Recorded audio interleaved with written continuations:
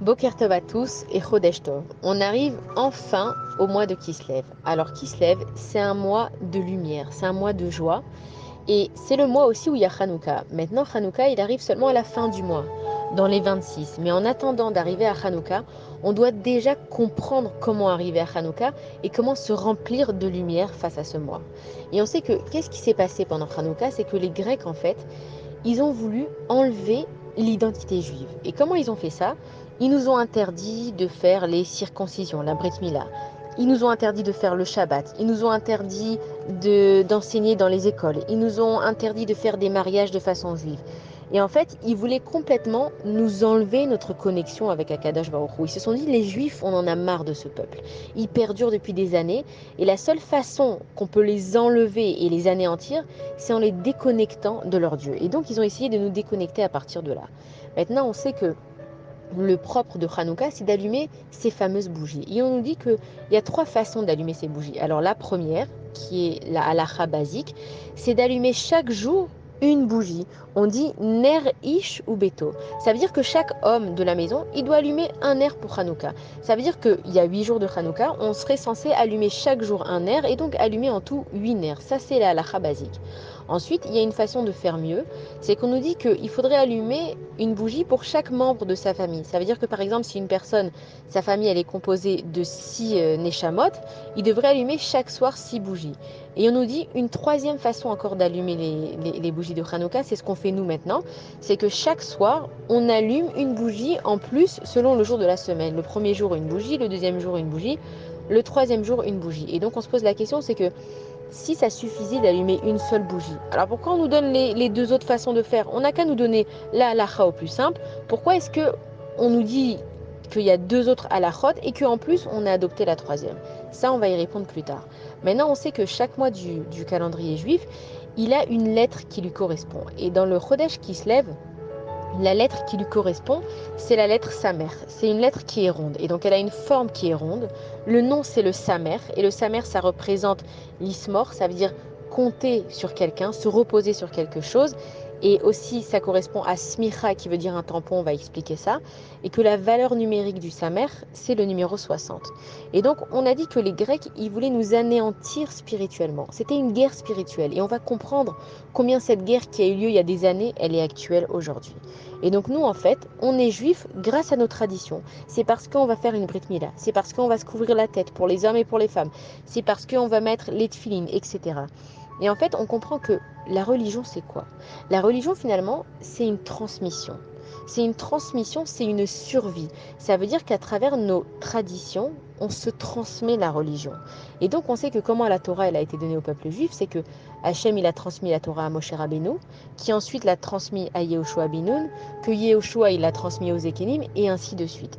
Maintenant, les Grecs, eux, ils ont compris que le secret de la Torah, il était dans cette transmission, et ils ont voulu arrêter cette transmission. Parce que la victoire du peuple juif, c'est dans la transmission de la Torah.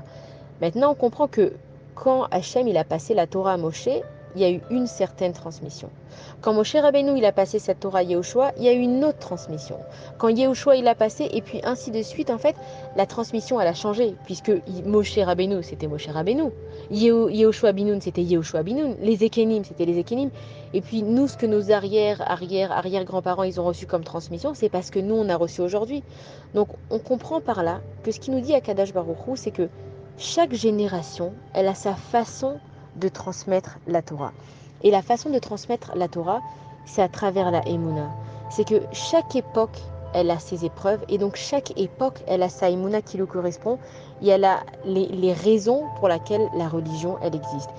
Et que, en fait, quand on nous demande d'allumer les bougies, mettre les tefilines, toutes ces choses-là qu'on fait, nous, on ne va pas comprendre. On va même pouvoir penser que c'est arriéré d'allumer des bougies le vendredi soir et puis de faire une pâte à challah, toujours la même recette, et on tresse les chalotes, et de mettre les tefilines, ça fait des années que c'est les mêmes boîtes avec les mêmes choses marquées dedans. Nous, on va peut-être pas comprendre forcément c'est quoi le sens de toutes ces actions. Mais en fait, c'est comme si moi, maintenant, je veux me connecter à quelque chose. Alors, il faut d'abord que je mette un routeur par lequel va passer Internet, et ensuite, il faut que j'aille avec mon téléphone à côté pour essayer de capter le Wi-Fi de cette machine et pour pouvoir me connecter. Et Akadosh Baruch Hu, il nous explique que c'est la même chose. Hachem, il cherche à ce qu'on se connecte à lui. Maintenant, la seule façon qu'on a de se connecter, c'est à travers notre matérialité. Et on voit que la matérialité dans le Ham Israël, dans le peuple juif, elle est très présente. Quand on décrit le temple de Akadosh Baruch Hu, on nous explique qu'il y avait de l'or, qu'il y avait différents matériaux, qu'il y avait différents tissus. Et on voit que la matérialité, elle est importante. Et puis quand on nous décrit les habits du Kohen Gadol, on nous dit qu'il y avait des couleurs, on nous dit qu'il y avait des différents tissus. Donc la matérialité, elle nous permet de nous connecter spirituellement. Et que même si nous, on ne comprend pas pourquoi est-ce qu'on va allumer les bougies, il faut surtout comprendre que la spiritualité, elle réside pas simplement dans le fait d'allumer une bougie. Parce que si c'est le fait d'allumer une bougie qui était important, alors il y aurait peut-être des tailles de bougies, il y aurait peut-être des sortes d'huiles qui sont mieux que d'autres, etc. On voit qu'on peut allumer soit dans de l'huile d'olive, on peut même allumer dans les bougies normales. Donc c'est pas ça le secret de la transmission de la Torah. Akadosh Baruch Hu, il nous dit, faites ces actions et remplissez-vous d'énergie positive et de spiritualité quand vous faites ces actions, et que Bezrat Hashem, la connexion, elle viendra par là. Et c'est pour ça que quand on va allumer les bougies du Shabbat, et qu'on va se concentrer, et qu'on va fermer les yeux, et qu'on va prier, on peut arriver à se connecter avec Akadosh Baruch Hu, parce qu'à travers cette matérialité-là, on arrive à se connecter spirituellement. Et ce que les Grecs, ils ont voulu faire, c'est qu'ils ont voulu simplement laisser la matérialité. Mais ils n'ont pas compris que nous, les Juifs, à travers chaque chose qu'on a dans notre vie, on se connecte. On se connecte à travers nos prières, à travers nos actions. Même quand on va se doucher, il y a des façons de faire. Même quand quelqu'un il va aux toilettes, il y a des façons de faire. C'est que les Grecs, ils ont essayé de nous enlever notre identité au plus profond de nous, mais ils n'ont pas compris que nous, les Juifs, dans tout, on peut être spirituel et dans tout, on peut se connecter à Kadosh Baruch Hu.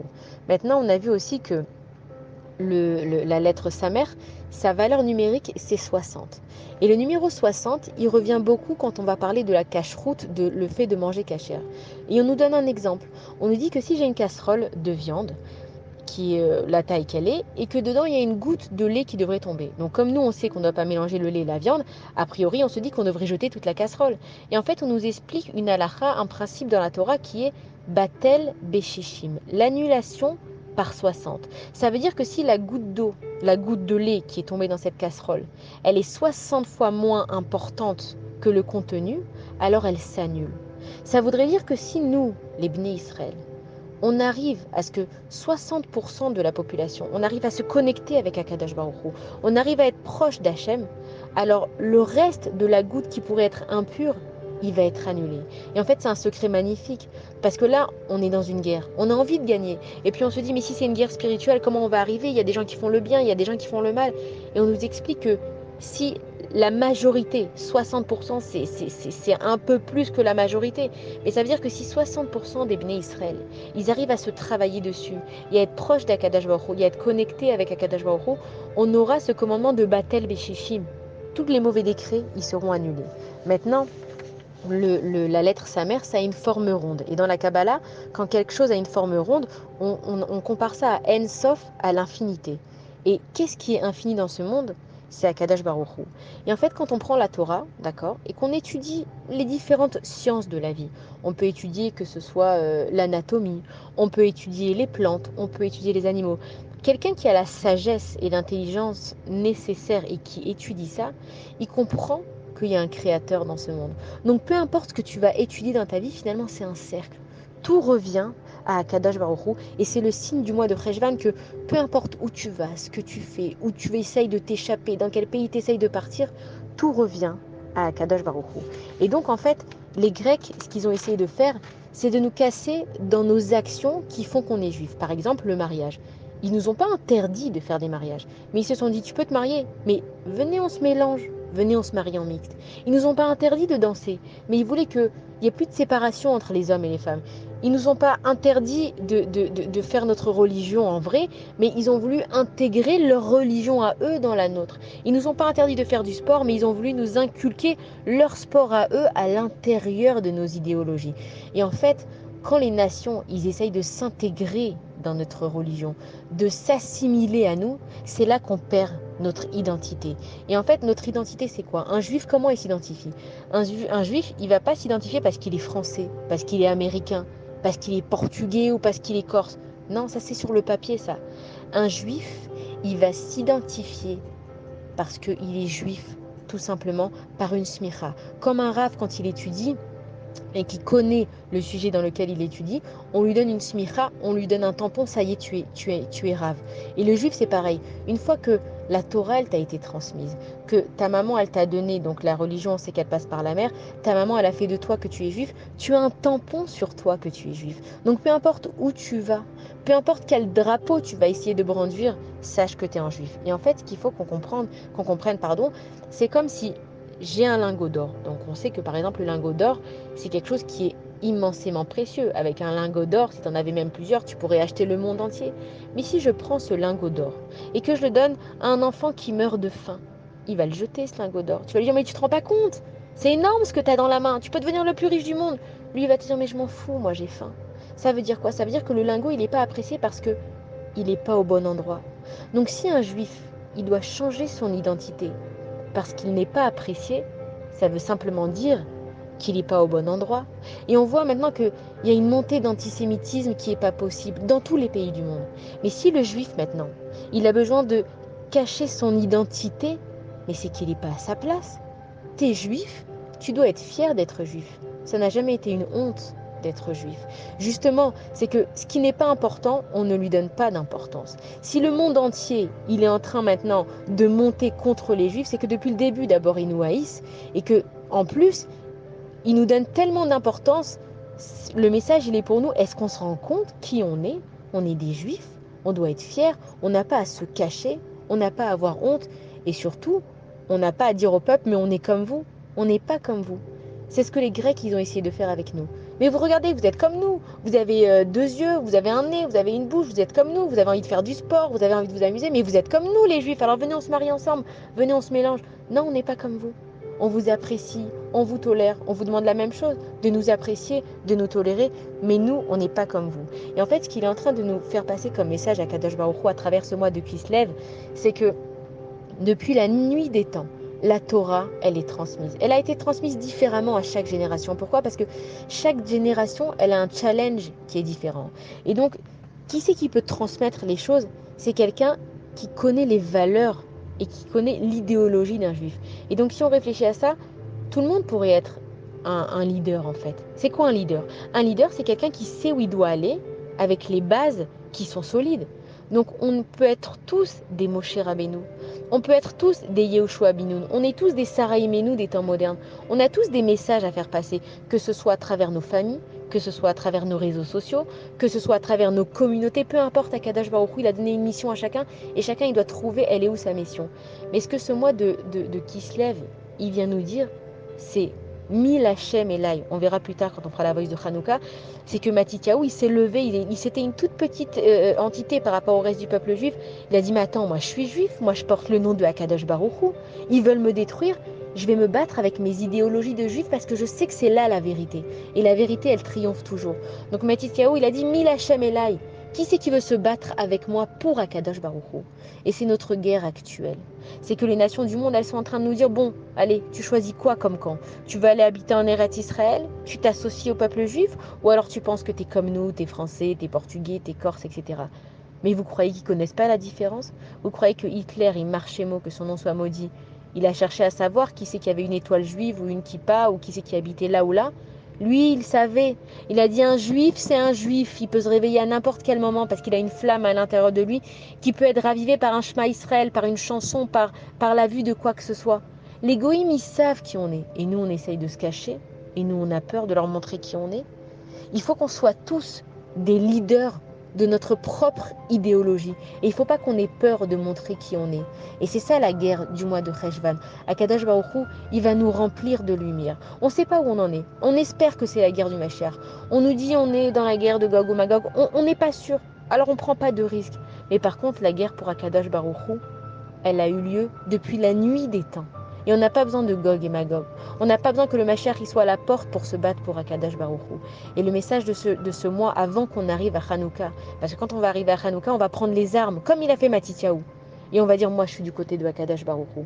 Mais avant d'aller en guerre, il faut être sûr de soi. Un soldat qui va au combat, il doit être sûr de sa technique, il doit être sûr de ses armes. Il ne doit pas flancher, il ne doit pas ne pas savoir Quelle est la stratégie avant d'aller combattre? Donc là, Kadosh Baruch Hu, il nous laisse le temps de nous réveiller. Mil Hashem Elai. Et on arrive au mois de Kislev. Et vu que cet audio, elle est transmise à un public qui est français, et qu'on arrive au mois de Kislev, moi j'ai envie de dire, qui se lève? Qui se lève pour Akadosh Baruch Hu? Qui va dire moi je suis juif, j'ai pas honte de mes origines, mes ancêtres ils se sont battus pour cette terre d'Israël, mes ancêtres ils sont morts de partout dans le monde parce qu'ils étaient juifs. On doit être fiers.